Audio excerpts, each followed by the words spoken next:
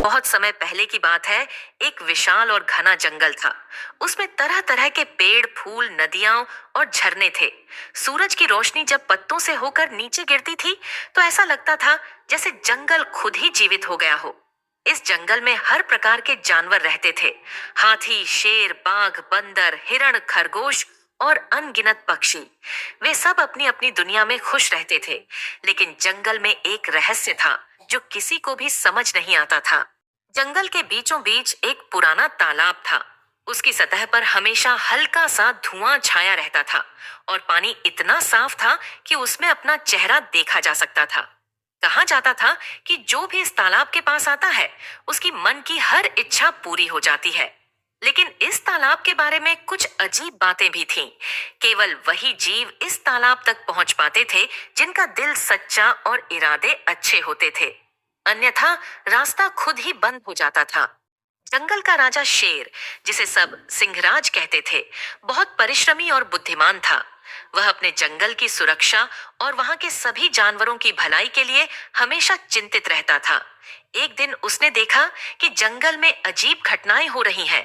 कहीं से घना धुआं उठता था तो कहीं जानवरों के बीच लड़ाई होती थी। सिंहराज ने अपनी सभा बुलाई और सभी जानवरों से पूछा, यह जंगल का संतुलन बिगड़ क्यों रहा है? कौन है जो हमारे शांत जंगल में समस्या ला रहा है? उस सभा में एक नन्हा खरगोश भी था जिसका नाम चीकू था। चीकू बेहद साहसी था और हमेशा जंगल के बारे में नई नई बातें जानने में रुचि रखता था। उसने सिंहराज से कहा, महाराज, मैंने सुना है कि तालाब के पास एक विशेष शक्तिशाली पत्थर है।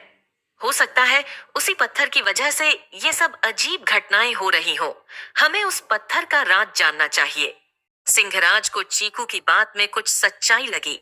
उन्होंने फैसला किया कि चीकू और जंगल के कुछ वीर जानवर उस तालाब तक जाएंगे और उस रहस्यमयी पत्थर के बारे में जानेंगे।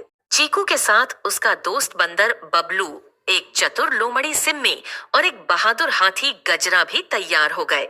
ये सभी जंगल के सबसे बुद्धिमान और साहसी जानवर थे। उन्होंने अपनी यात्रा शुरू की और अनेक कठिनाइयों का सामना किया। वे ऊंचे नीचे रास्तों, खतरनाक झाड़ियों और घने पेड़ों से होकर गुजरे। इस यात्रा में उन्हें भूख, प्यास और खतरों का सामना करना पड़ा, लेकिन उनकी हिम्मत कभी कमजोर नहीं पड़ी। उनके रास्ते में एक चालाक बाघ कालू भी था, जिसे केवल अपने फायदे की पड़ी थी। उसने सुन रखा था कि तालाब के पास पहुंचने पर बहुत ताकत मिलती है।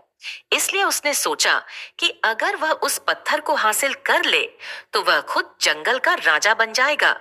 कालू चुपके चुपके चीकू और उसके दोस्तों का पीछा करने लगा। लंबी यात्रा के बाद चीकू और उसके साथी आखिरकार उस तालाब तक पहुंच गए। वहां का वातावरण शांत और रहस्यमयी था। जैसे ही उन्होंने तालाब के पास पहुंचना चाहा, कालू अचानक उनके सामने आ गया और उस पत्थर को पकड़ने के लिए दौड़ा। लेकिन जैसे ही उसने पत्थर को छूना चाहा, एक तेज रोशनी निकली और कालू पीछे हट गया।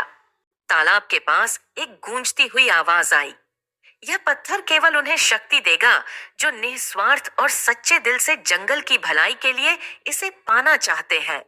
कालू का चेहरा डर से पीला पड़ गया और वह वहां से भाग गया। चीकू और उसके दोस्तों ने तालाब की तरफ देखा और उसकी शक्ति को महसूस किया। तालाब ने चीकू को आशीर्वाद दिया और कहा, तुम्हारा सच्चा हृदय ही इस जंगल की रक्षा करेगा। जाओ और अपने जंगल को संभालो। चीकू, बबलू, सिम्मी और गजरा ने उस आशीर्वाद के साथ अपने जंगल की तरफ वापसी की। उन्होंने वहां जाकर सिंहराज को पूरी बात बताई और जंगल में फिर से संतुलन वापस आ गया। उसके बाद जंगल में फिर कभी कोई समस्या नहीं आई।